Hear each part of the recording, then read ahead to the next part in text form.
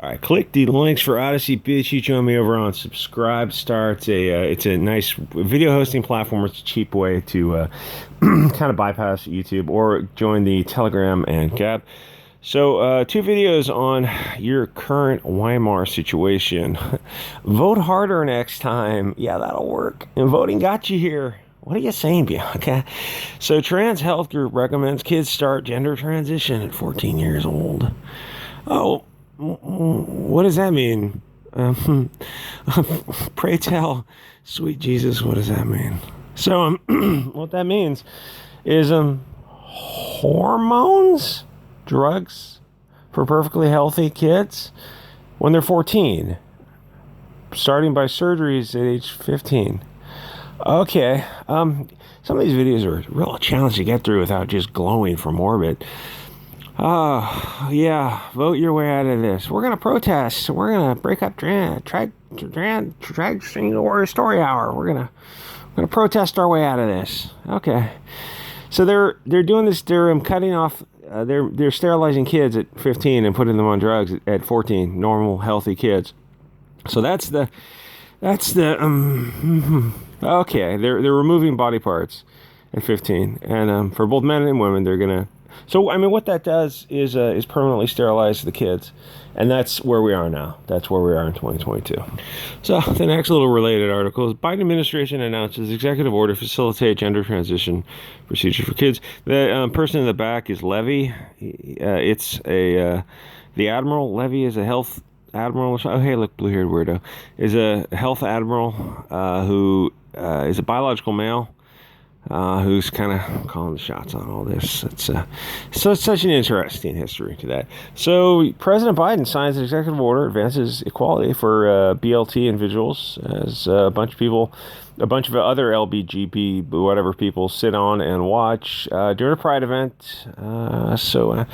He issued executive order promoting transgender procedures for children, calling them gender-affirming care. So, I mean, you're removing body parts from kids at 15, like I said, and it permanently sterilizes kids. If you remove someone's genitals, the science doesn't exist to attach them. And if you put them on hormones, that's not reversible. That's permanent. In fact, every once in a while on Twitter, you hear people say it's perfectly reversible. No, because your growth period, your puberty growth period, is a window that opens and closes. And it's I don't know, what is it, a 7-year window or something, starting from, I don't know, 10 to 18, 20, something like that.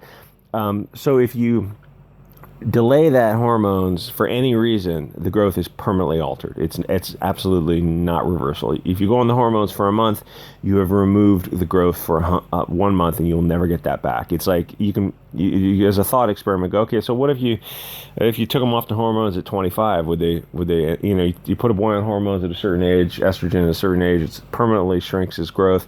He's going to be 5'4" instead of being, his predetermined height would have hit like 6'1". You go, okay, so if you take him off the hormones at 25, is he going to come back and fill out and become what he would have ordinary? No, of course not. It's a window. So they're lying to you on Twitter, and it's weird how the Twitter censorship only goes one way. They only correct it one way. So issues a background call. Says he's going to fight back against the onslaught of hateful anti-BLT legislation. So their side is mutilating kids and sterilizing kids, and our side is the hateful bigots because we're going to drag queen story hour and saying, aha, maybe this isn't the direction to go in. Now here's the thing with all this stuff is if you want to do that kind of stuff, I don't know what group is doing it. The media called them the Proud Boys, but I'm not sure if they actually were. But the media just calls anyone right of center. That's just the name they attach to it.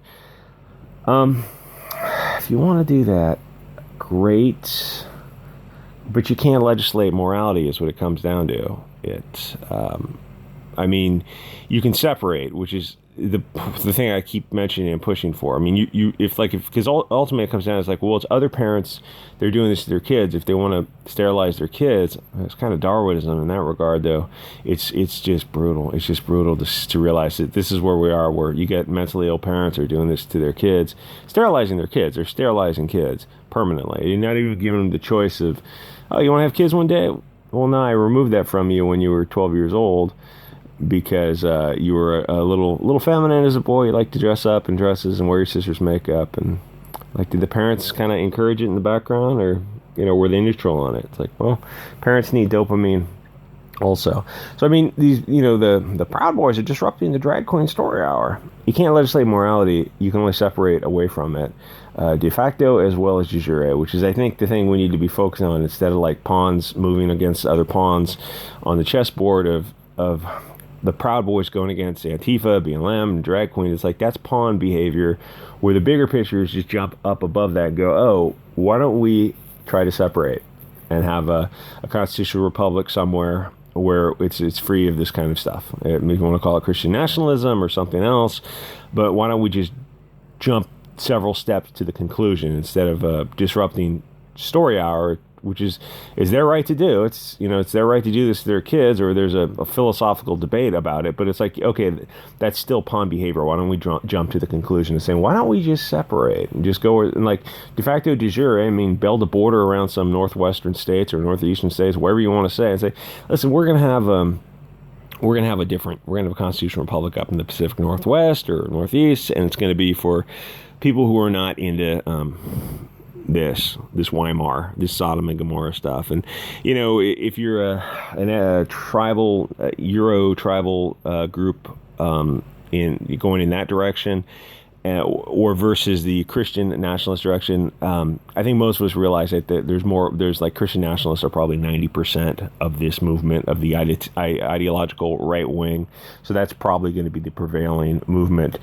But whatever, it's like, let's just skip over all this low level stuff of, Antifa's in the street, BLM is in the street, we should go in the street and meet them. It's like, well, what do you win when you do that? You don't win control of the streets, because that's city councils, mayors, state senators, state legislators, school boards, mayors, government officials, judges, district attorneys. You don't win any of that. That's the structure and infrastructure of a city. The Antifa in the street, and even if the Proud Boys go and meet them in the street, it resolves nothing. It's just pawn behavior. It's like, jump up several stages to go, okay, wait, let's go to the infrastructure level, of legislative level, of executive level, and say, let's take something new, start something new. Just go right to the kings and queens, say, we need to take a separate geographic space, constitutionally protected activity, of course, and just say, listen, Constitutional Amendment, well, you're going to take a couple of states and we're going to live in a different manner, not in this stuff.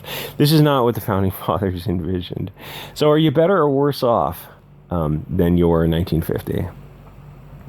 Fair question to ask. Yeah.